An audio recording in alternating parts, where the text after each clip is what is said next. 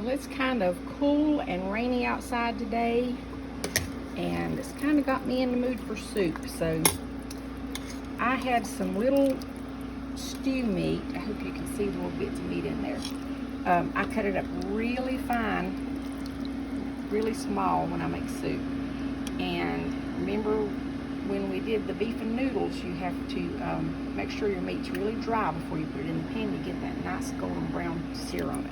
So I just seared it in a couple of tablespoons of oil, and then to the pot I added a 28-ounce can of tomato sauce. Now you could use tomato soup or tomato juice or tomato puree, or you could use diced tomatoes if you want to.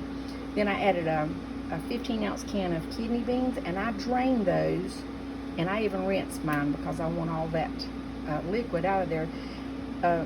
The liquid has most of the gas in it in those canned beans.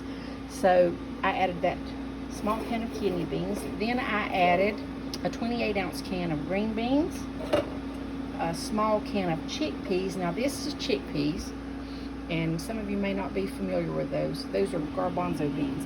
And the reason I use those is because even after they're done and cooked, they still have a little bit of a crunch to them. Then I looked through my refrigerator to see what I had. I put in 2 diced carrots. I had a zucchini that was going to go bad, so I chopped it up.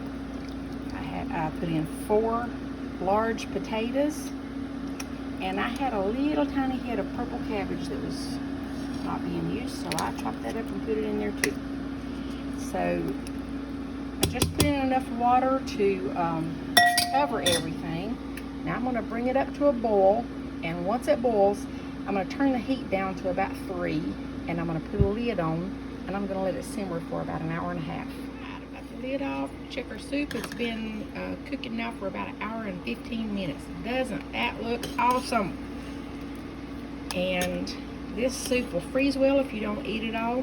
I wanted to mention also that you do not have to use stew meat in this soup. You can use ground beef, leftover steak, whatever kind of meat you have.